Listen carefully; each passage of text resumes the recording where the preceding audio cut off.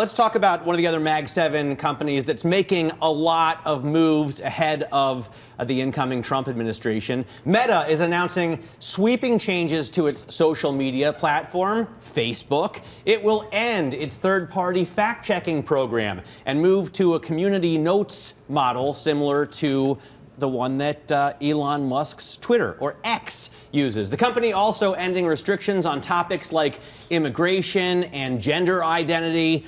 This comes one day after Facebook, or Meta, announced UFC CEO and Trump buddy Dana White will be on the company's board. Here with more is Bloomberg's Michael Shepard. And Mike, this all comes on the heels of a trip to Mar-a-Lago for Zuckerberg, $1 million donation. They're really ingratiating themselves with the new president.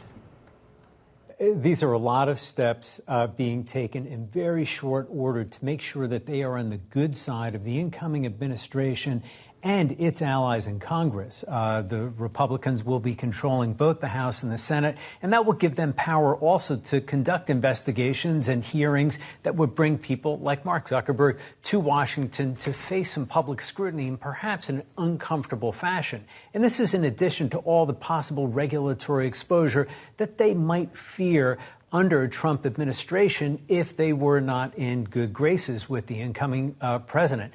And keep in mind that they have not been in great favor with Trump. Facebook and Instagram banned the former president from their platforms over the January 6, 2021 attack on the U.S. Capitol by Trump supporters. And that really set off Donald Trump. He has, even as recently as the 2024 campaign, singled out Facebook as what he called the enemy of the people. So these moves by Zuckerberg are really aimed at an audience of one here, and that is Donald Trump. Well, when you look at Zuckerberg's message as well, announcing these changes, one thing that was fascinating to me was the way he treated the traditional media versus the way he treated his own fact checkers. He really highlighted political bias even within the people that were dealing with the policies of the past.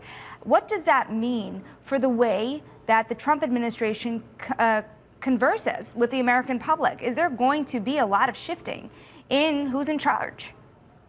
Well, it's a great question, Shonali, because we have already seen the attempts by Republicans like Trump and their allies to shift around the traditional media that we have known for decades and instead try to communicate through different platforms, not only Truth Social.